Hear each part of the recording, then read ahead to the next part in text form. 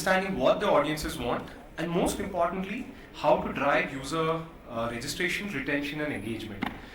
Like many of the panelists said, yeah, technology is almost a solved problem, right? You can go, you can pay for it, get the technology. There is a content team which creates the content. But then how do you actually attract people to your platform? How do you make them register? How do you retain them? And how do you actually grow your audience? To discuss this very, very important topic in the OTT industry, we have Asha Kulkarni, VP of Partnerships and Ecosystem at Z, who brings expertise in content strategy and building strategic partnerships to drive user growth. Mithun Panchal, VP of Product and Technology at Lionsgate Play, a key figure in leveraging technology and product development to engage viewers and enhance their streaming experience.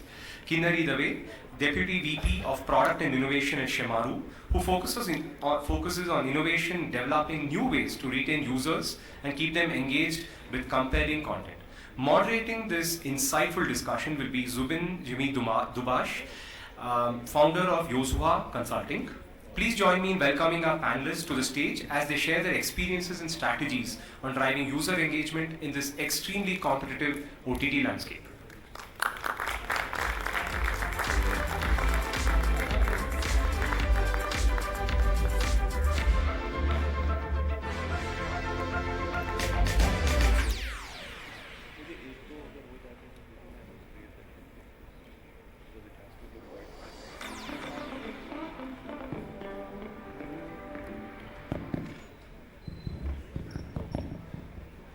Hi, good evening everyone.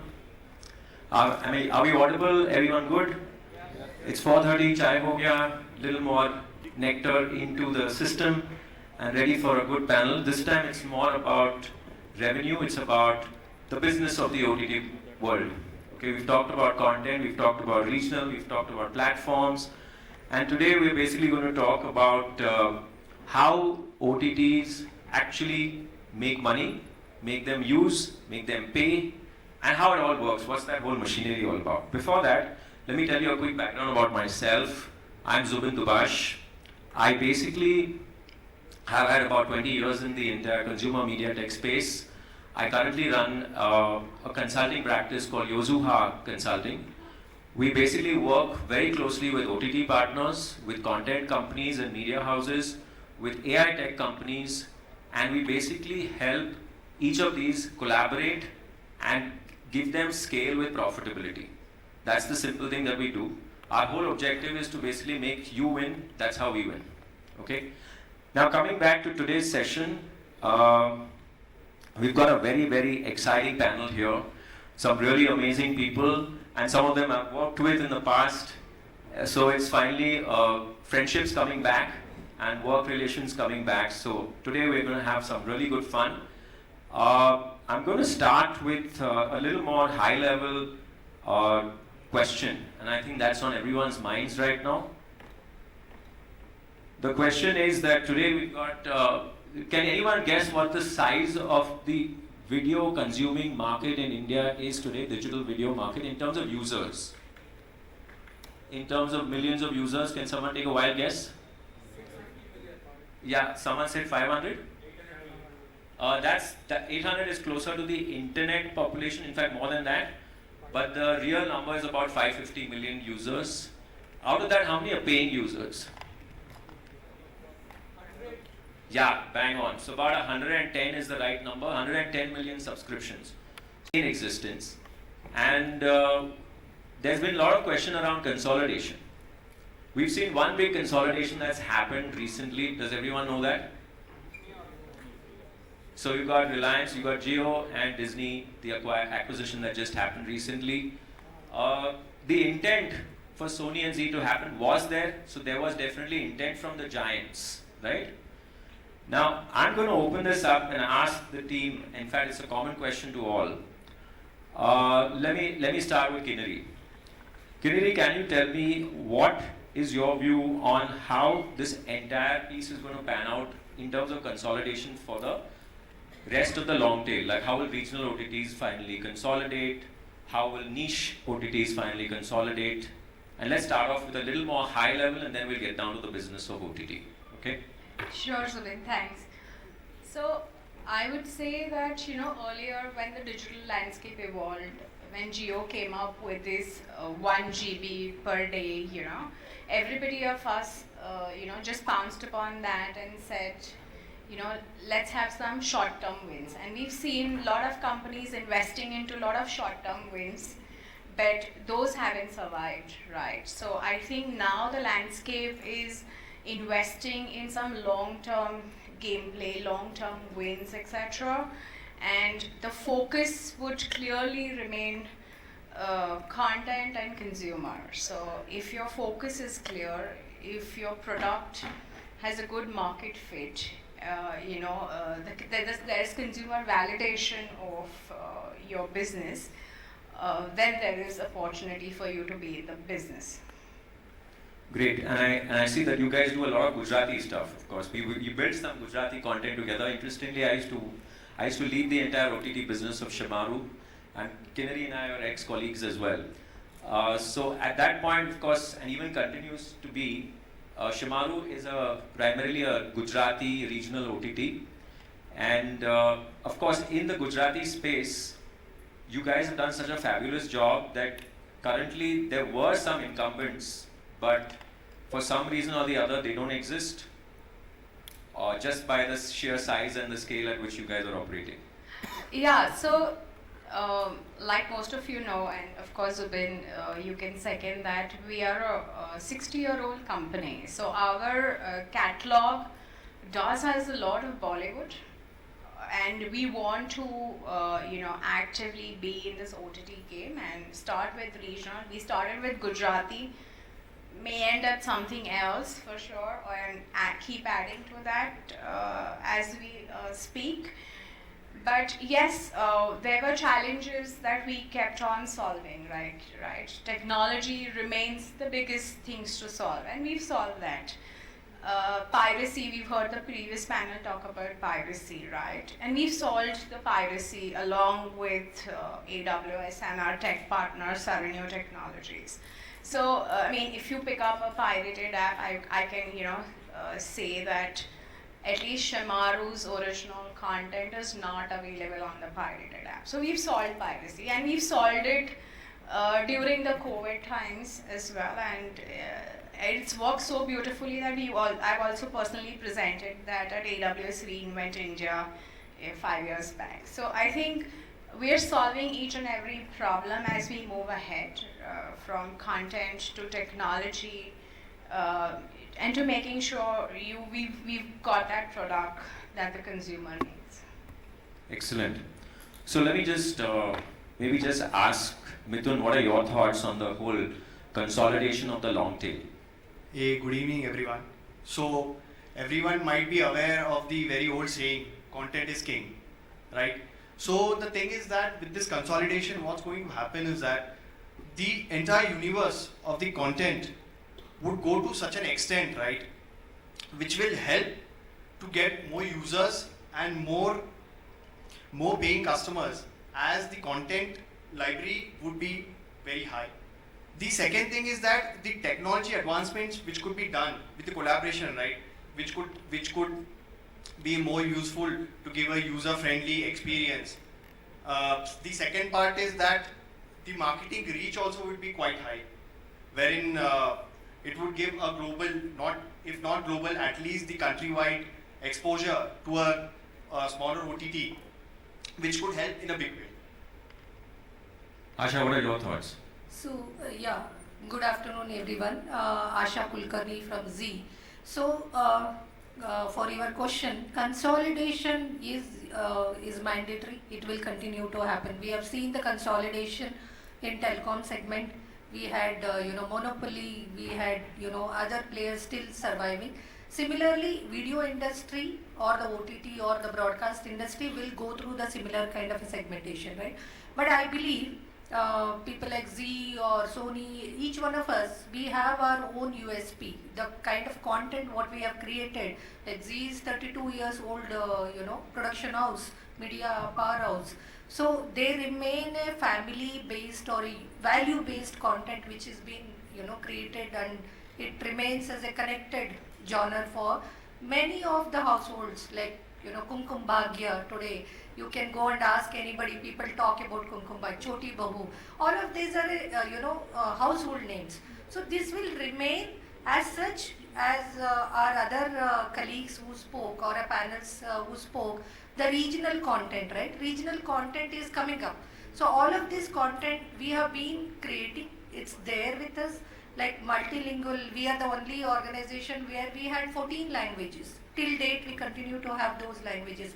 So the consolidation will continue being open with all these regional language players, collaborating with the big players, and then growing together. That's what I see as a next big thing which will happen as a consolidation, becoming a regional players and the indigenous players or the multinational companies who will continue to collaborate and grow together.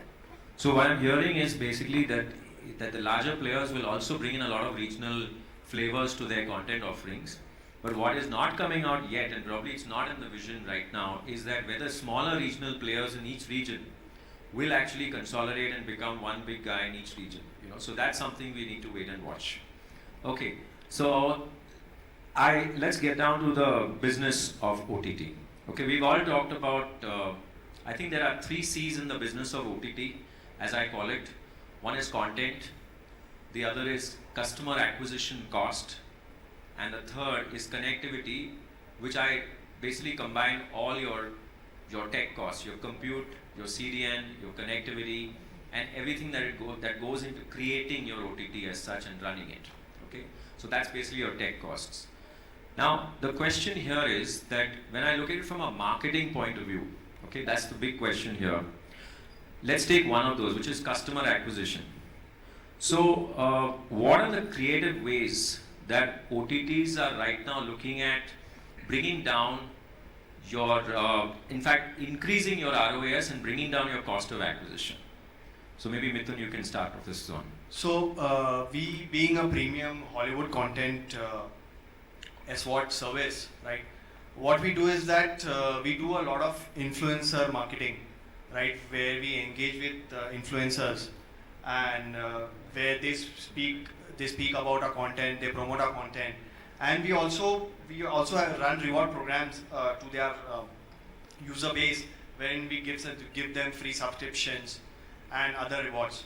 The second part we have recently started doing is meme marketing, right? Where we collaborate with many meme creators, right?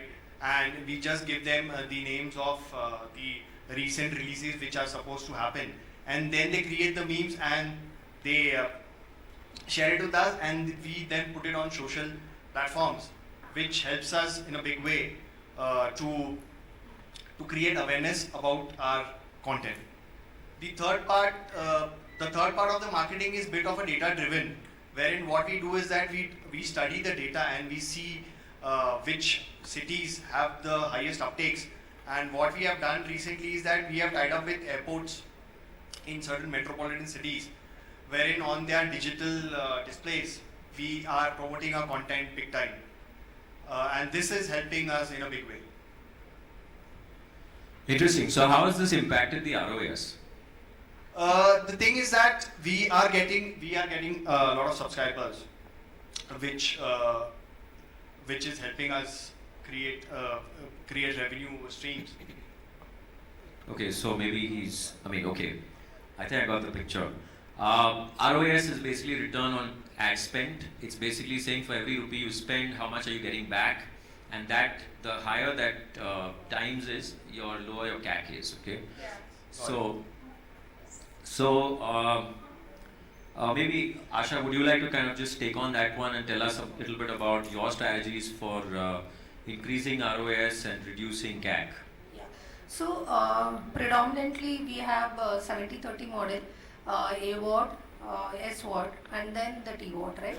So AWOD is all about the ad revenue, where we have a lot of free content. So many people come to watch most of the free content. So we keep giving them little bit of a SWOT, first episode free.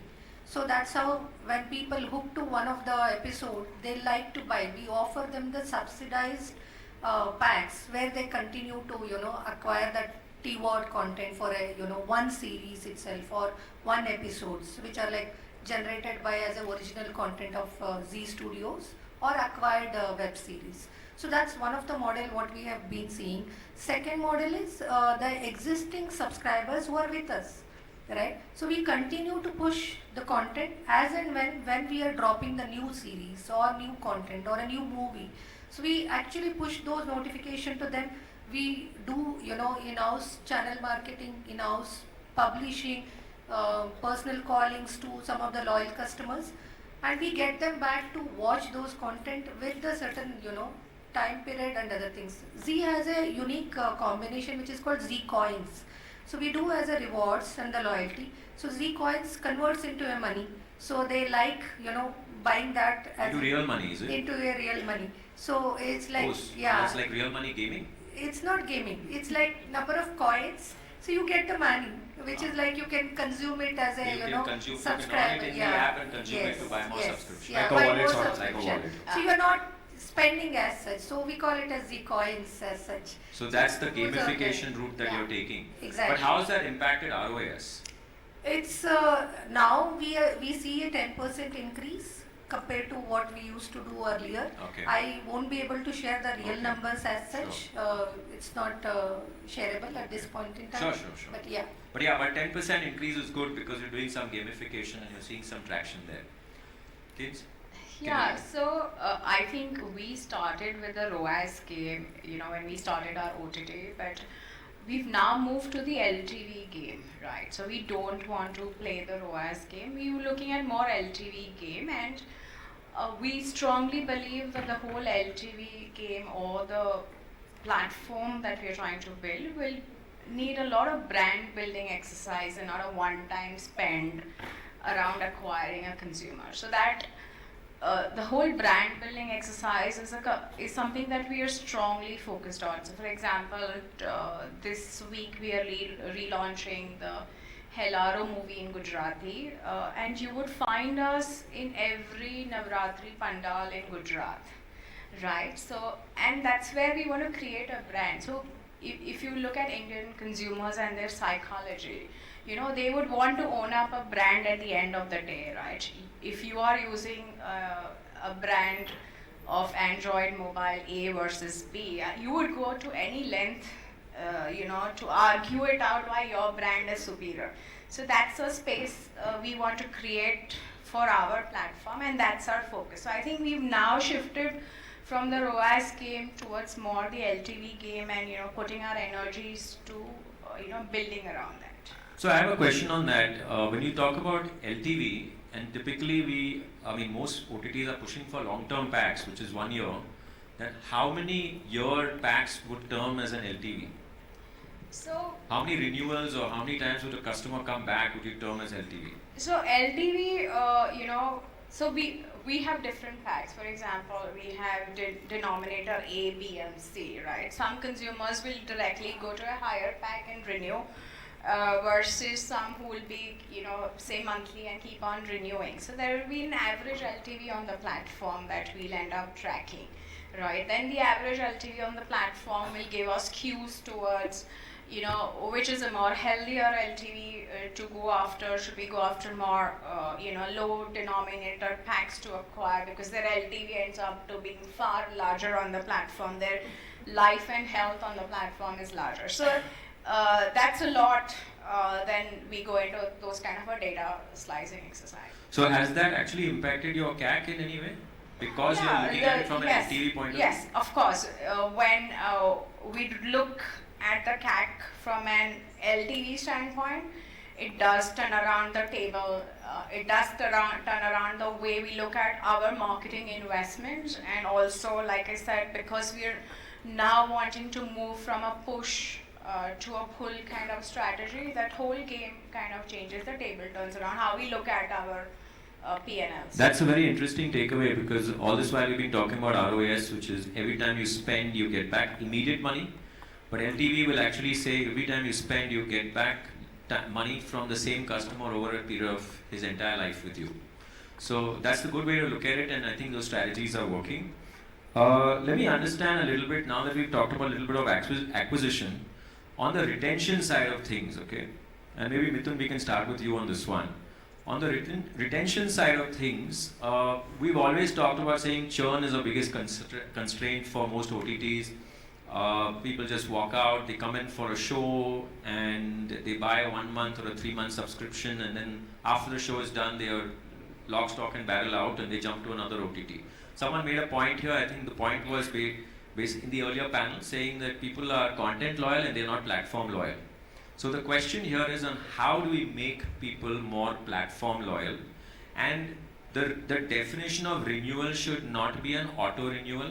It should end up being a voluntary renewal, saying I want my subscription to last and continue, please don't stop it. Now what would it take to do that, and how are we seeing some strategies to make that happen?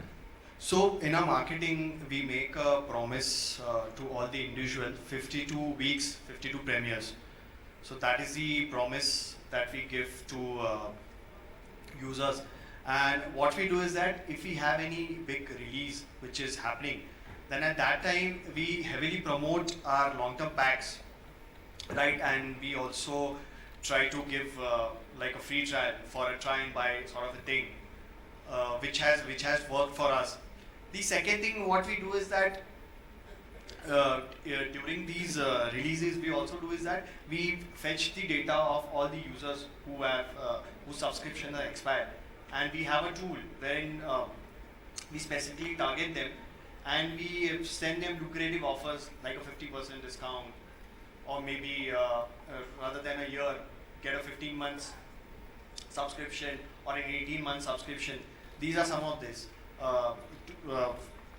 methods which we follow. And besides that, what we also do is that when the user is in his subscription phase, we communicate with the users regularly, give him updates of what is coming next, keep them engaged. These are some of the things which we do to ensure that. And how has all this helped in terms of retaining? Has your needle moved in terms of holding back customers? Yes. We are seeing around a 25 to 30% uptake because of this. You mean an improvement in retention rates? Yeah, exactly. That's impressive. Yeah. Good stuff. Kinnari? I would say that we are in the business of entertainment, right? So for us, it starts from, are we telling compelling stories? So all our month on month is about, are we making those compelling stories? Those compelling stories could come across from your dialects, from your regions, from your culture, etc. Right? Because I know we don't want to compete, with the global players who have global stories to say. So we keep on asking ourselves the question, why should a consumer come to us? And that's, are we telling him enough stories to keep on coming back to us? So I think if that is solved, and other things are hygiene, data is hygiene. Data is not something we'll talk about because that is hygiene. If that's not in place, I think you better shut shop and go home, right? So that's where we are. So I just have a corollary to that. I'm just asking a scenario, okay? So you have a customer who says, I'm a big guy on Gujarati family drama. But the next show that you come up with is a suspense drama. Right. It's a crime thriller, let's say. Now he doesn't want that, but there's another cohort who wants that. How are you going to make sure that this guy actually stays on board? So, most of us, when we are in an offices, we believe that the consumer wants to see this. Like even today, I can openly say that when I open Netflix, it is so skewed towards one genre because the recommendation has kind of taken over, because I've watched probably one romance movie, all of my Netflix is romance. So then you are believing that the consumer is watching this. But I think the Indian consumer does has a palette for everything, right? Right from mytho to thrill to romance or a mix of it, right? I think most of our Indian movies are masala movies with everything. So half an hour will be romance, half an hour will be thrill, and So I think our consumers are extremely different, and we will only know by more and more experiments that we put out. And we are happy to say that our management is supporting those kind of experiments that we want to do in the market, saying, okay, we never made like a scary movie in Gujarati, but we put our bet on it, right? We made Vash, we bought Vash out of. In fact, we had to hold Vash because Ajay Devgan wanted to remake it in Hindi. So we had to hold it for a year. So, and that also says that when we make something like this, can we make it content agnostic? So that's also something we're like, say, why do we are making movie, right? And today's technology, AI, can add the language layer to it. So I think we are making entertainment which should entertain our consumers, our cohorts. So yeah. Interestingly, that's a good case study because it's one of the regional movies that actually got remade in Hindi. So Gujarati film called Vash got remade by Ajay Devgan called Shaitan. Okay, so anyone has seen Shaitan? There you go. So yeah, that's the real story of where it came from. So experimenting, just to add, as Kinnari said, experimenting is a key factor in the OTT world. Yeah, but I sometimes wonder experimentation when you are bound by monthly targets and review meetings. How do you handle that situation? See, all has to be planned, right? So as someone mentioned that small OTT players has a restricted budget, right? So they have to work tactfully, and they have to work within their boundaries and do the experimentation. They don't have the liberty like the major OTT So you players. budgeted for experimentation. If you live within that budget and make sure you achieve whatever you had promised will come out of experimentation. So I guess that's like the holy grail of OTT management. But yeah, let's try and shift the needle to a little more B2B. Okay, so the OTT business has customers paying for it and businesses paying for it. Okay, so from the B2B side of things, and maybe Asha, I can take this one with you. So we've got customers paying, like we talked about 3 months and 6 months, yearly subscriptions. We've been talking about retention, LTV, etc. But when it comes to selling to corporates or selling to brands or selling to institutes who would leverage the power of OTT, how do you see that business or that component of revenue or a channel of revenue coming in the gamut of the entire OTT business? So B2B is a bigger business for us at this point in time. Oh, that's interesting. Yeah, Okay. it is a big business. We are collaborated with all the big players, Like? with Jio, Reliance Jio, or with Airtel, or with Vodafone. So all of these So are the our telcos, partners. All the telcos. they're the ones who bundle the OTT. They bundle the OTT. So Okay. it's a B2B Right. is what we call. So that's India segment. Similarly, we have a similar segment outside India, which is like you work with ATCLRs of the world, OSN, or you have Astro, you have Comcast, Sky, all of the telcos where they have their app. We have app in app integration, which is the B2B journey for us. So they pay you or their customers pay them for your product? Yes, so we have different models which we work them. There are direct when we acquire them. If there are customers who are already with us, they don't become the new customers for us. If they are not with us and they come through them, they are the new subscribers for us. So different model with different agreements works in a different. Well, that's yeah. interesting because that in fact brings me to another point. That when you talk about bulk deals with larger enterprise, your per unit revenue is going to be far lower than your revenue from a B2C customer. Yes. So, are you losing out? Is it a heavily discounted subscription to an end customer, or is it something that I don't mind the bulk purchase and that's why I'm fine with the entire deal that comes through? So it's a quantity game, right? So B2B, when you go to Reliance Jio, you get the quantity there. So, or the telcos. So the game is very bigger there. So we are okay with the subsidized price, but you are getting the large unit of quantity, which will balance our numbers what we are giving it to them. So we are also in turn getting the subscribers which are bigger than what we would have imagined to get directly, where we would have invested our marketing spend, Right. branding, all the CAC comes easily within the same budget. Very interesting point. So what she's actually saying is that that despite the revenue per unit being lower, the CAC being close to negligible still becomes profitable, and a big chunk of that gets into your bottom line itself. Mithun, you had something to say? Yeah, I echo to what Asha said, and similar to what Z is doing for us. For us also, B2B is a big game, wherein we do collaboration with Jio, Airtel, and other players. So the thing is that this all B2B partnership is economies of scale, right? As Asha mentioned, the customer's acquisition cost is very less, and it ensures since it's a bulk deal, it ensures a certain revenue, right, which helps us manage our numbers. And additionally, there are two big brands coming together. So the marketing default happens there. Because of the fact that The marketing the space. brand one is a brand who's offering your brand, Yeah. and that brand itself is a family. Bigger brand, It's yeah. like a household Yeah. brand name. Okay. So let me come to another. I'm going to take two questions in one because there are two observations. At one end, we keep saying that we need to have short form going to long form, which means people who come and skim on your platform and then they go into long form and buy your subscription. So skimmers to bingers is what the first strategy is. But on the other hand, I'm also listening and hearing a lot of stories and people talking about it, and maybe you can just give me a show of hands and say, are people fatigued of the binge? Saying 8-hour investment into knowing what the climax of a thriller is too much? Can anyone say yes to that, or is that not true? I mean, put up your hands happily. It's okay to be the odd one out, even if it's a minority.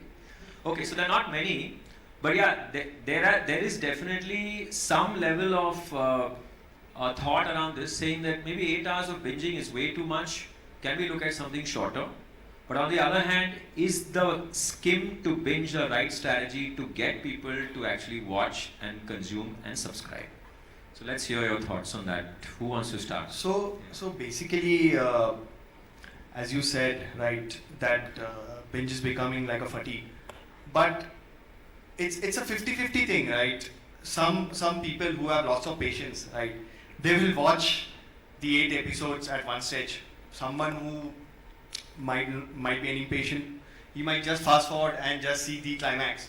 So here you have to be very careful when you curate the content. You should have a well balanced content wherein you have shorter versions of content, you have movies, then you have series. And when you're creating series, ensure that the episodes, though they are being like, say for example, if there are 7 or, they should be catchy and edgy, right? So that users are hooked and they don't drop out just seeing first or second episode. They saying that this is to stretch to a long extent, doesn't make any sense, let me drop. So you should be very careful and you should ensure that if one series can fit in like 4-5 episodes, like recently there were a couple of web series in some of the OTT platforms where they had just 4-5 series and it was very good content.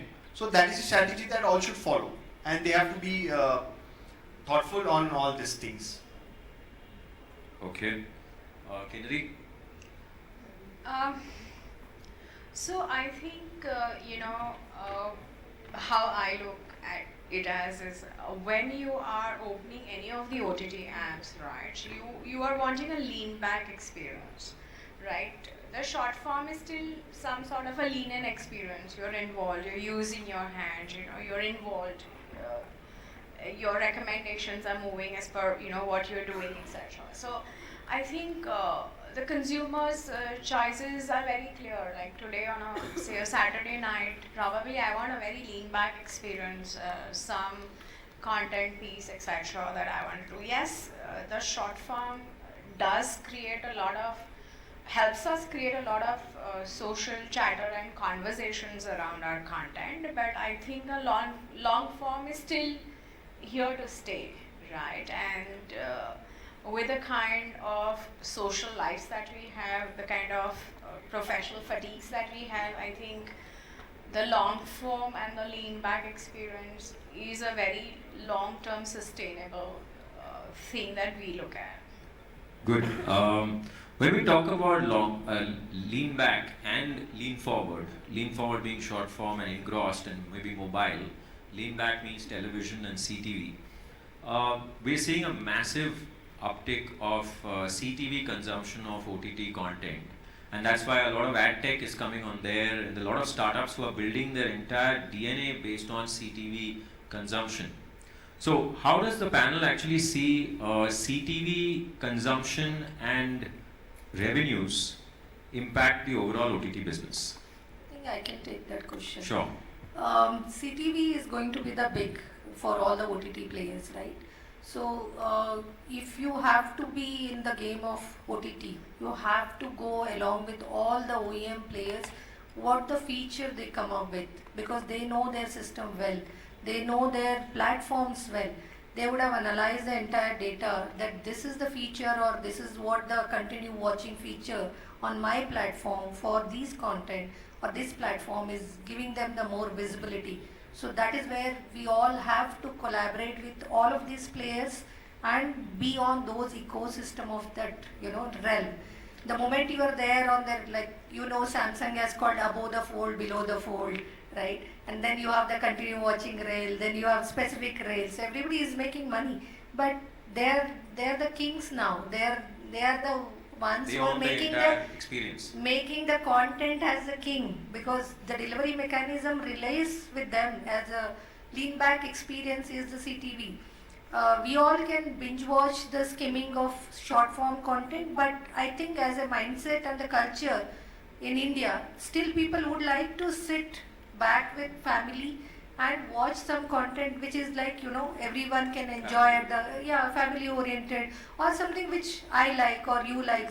How has CTV, maybe Kennedy if you can tell us, how has CTV impacted LTV?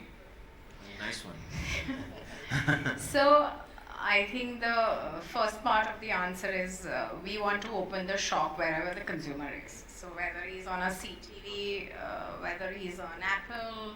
In fact, we are more worried with the price drop on Apple, and we think we see more Apple on the ecosystem, right? So we want to make sure we are there. So, but we look at it very, very differently. So if you've got a CTV at home, you have guzzling bandwidths with the price points of television. So if I'm going to offer a 1080 on a CTV, it's not an experience, right? So the concentration is more an experience. Can I offer 4K? Can I offer Dolby Vision or those kind of techs? And we're continuously working. So for us, the challenge is only not launching new content in 4K or Dolby Vision or AV1 formats, etc. Our larger problem is how can we utilize AI to upgrade our content libraries. Can I show a Mughal Azam in 4K with with Dolby surround sound? Yeah, that's the kind of chance. Because if he's paying you for a connected TV, you're asking more money, you have to give him that experience, right? And once you give him that experience, I think that has, of course, a direct impact onto the LTV positively. I think I agree with Kenry. See, what we did, Gadar 2 was in Dolby Vision. So we could see a massive, people watching Sunny Deol on So Gadar quality 2. did Impact. impact your revenues. Yes, Interesting. Dolby Vision. And by how much? Like what kind of a number could you put on it? That I won't be able to See, these share guys are on- always shy of saying numbers. Actually, do we want numbers? So Show of hands here. See there, you see a whole ocean of hands out there. Yeah. So the moment I have the approval, I'll give. So second one is spiritual content like Mahashivratri, Sadgurus. We streamed it on Dolby Vision and Dolby Atmos. One of the On only CTV. on Z5. So only For on CTV. CTV, Yeah. on all the CTV platforms. The massive crowd and the massive So how people does the following. cost play out when you have to upgrade the It's a quality? free. It's a free. No, I'm what saying we from give. a cost point of view, like saying you have 4K and you have Dolby, which is much more expensive than base. So how does that delta cost We play out in figured terms that out. If any in OTT LTV? wants to meet and hire our services, they can reach out. You can do consultancy. Now you see that she's already put in a plug for another deal on the side. Okay. So I just wanted to add one more point. All these CTV, what they are doing is that they are also doing sort of a content aggregation, like a patch wall, wherein they are pulling content from each OTT publishers and putting it upfront on the face for all the. Just to add, it's a fast channel where all the libraries are coming on the patch wall or a Samsung TV Plus. All our old libraries are coming as a fast, free ad supported television, right? So I all the libraries also monetize today, and we are getting the money there. So which So, is also a CTV experience only, what you can see. And See, internet on the- speeds have not been a challenge anymore in India. Yeah, so you can give a. See, on the experience side, whatever you want to offer from a technology landscape, 5 years or a decade back when we started on this journey, there was exclusivity, right? I could only probably stream seamlessly with a particular CDN. At this point, technology is heavily commoditized, right? If I am being offered, say, a per GB at this rate, trust me, in another 3 months, there'll be somebody else knocking on my door and saying, I can give you at half the price, right? I could have some telco saying, we launching CDN, you know, if you serve my consumers through CDN, it's almost. So all the AWS guys in this room, please note, they're talking about half the rates in 3 months. Your targets are already defined for you. No, I'm saying what I'm trying to example. get to is technology is heavily commoditized. What we think we could offer at 4K prices cost has significantly dropped. And if you have your eyes and ears onto global technology players, even upscaling to 4K isn't a challenge anymore. Yeah, Just agreed. need to Challenge in find- terms of availability of tech, but also in terms of cost is what you're saying. Yeah, cost And- is and no that- longer a deterrent. That delta cost increase or maybe at par is far more worthwhile taking up because of the upside in revenue and retention. Yeah, The correct. cost is negligible. Negligible. It's just Very interesting. So I see that the entire CTV piece is something that we are all, I think that's where the big draw is in terms of making sure that people stay on your platform and pay you for a longer period of time. Okay, so we've got about 1 minute 45 seconds and that's enough for a rapid fire round. These guys have no clue what I'm going to ask them. And I think they are a little more edgier than one would think, okay? So let's see what they answer. I think the most diplomatic one will win and we'll decide who that is, okay? Are we all ready? Okay, and this is going to be she's giving me dirty looks already and everyone's giving me smiles which are like, don't you dare ask me. But yeah, we'll You go. have the choice to say pass. No, not at all. When the ball is bowled, you have to whack it somehow. So we'll start in this fashion and go this way itself. So there is no ambiguity on who's answering. So, Asha, if you could steal one feature from your competitor's platform, what would it be? Continue watching. So you don't have it, you're saying? We have started integrating that. Oh, you have. Okay, great. Kinari, what's one bold prediction you have for the future in the next 5 years of OTT? a bold prediction. I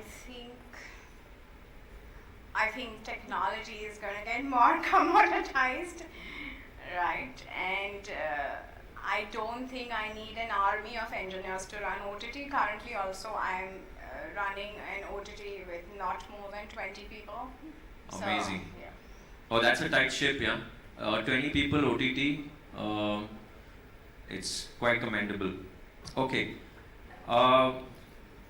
Asha, what's the craziest or most unique piece of content you wish you had on your platform which is not yet on your platform? Kill. Kill the movie? Yeah. So you want some gore and blood and I violence liked it. and It was- animal kind of content on your platform? It's a very different genre altogether because when I saw the kind of millennials who are liking this, the crowd was huge and the data was very different. So it was an OTT hit but a It's a theatrical OTT, flop. yes, on our platform. The question was platform, Yeah, right? platform. So, ZIFI is predominantly family-based, value-based content. We don't buy certain content which is like certain, layer after that we can't buy those kind of content and put it on our platform. So yes, I think they are making money, so why not? So Kinari, if you had to bet on one OTT being acquired, which one would it be in the next 2 years? Acquired? Yeah? Or merging, or a merger acquisition? I think the gentleman in the room, Geo, can answer that. I am not the one who's going to. Kaushal?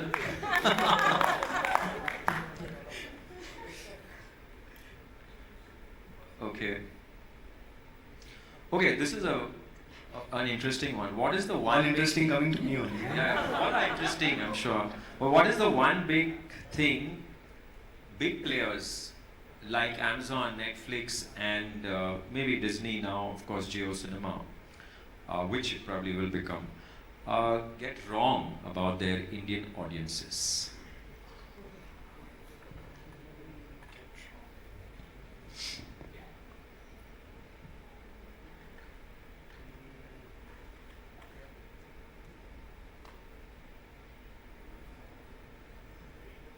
It's a rapid fire.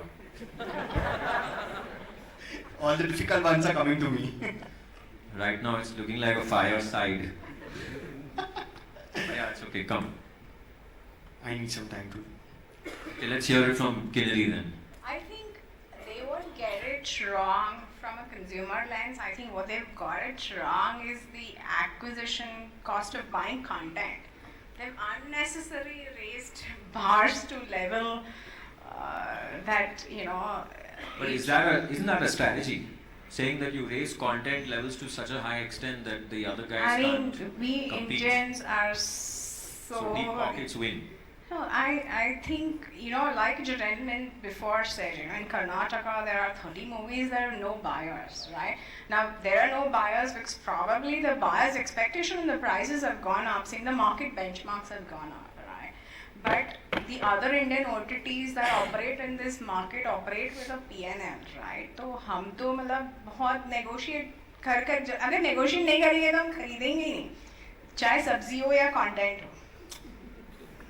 Okay, you had something to say? Now Yeah, and the amount of content they are pumping in, right? That's become a challenge for the smaller OTTs to survive. So do you consider yourself small or big? Lionsgate. No comments. Zubin, I think one very important thing what these big players are missing is value-based content, right? It's not something they focus on, like as our previous panel focused on, right? The regional content. This is the regional, you know, this region touch is what I want to buy. Kantara was one of the hit. They got to know it was a hit. So since they purchased, but they are not investing in that kind of a touchy content or a genre or a, you know, Malayalam or Telugu, Tamil. That is where it lies. That's where the money is still there. So that's missing. Okay. So thanks a million to this entire panel who's been really spotting. We put them in a spot, if you would agree with me. But yeah, they've really answered well. I think you've been a fabulous audience. Thank you very much. And on behalf of OTT Boss and Abhi and the team here, thank you so much for this opportunity. Thanks everyone. Thank you everyone.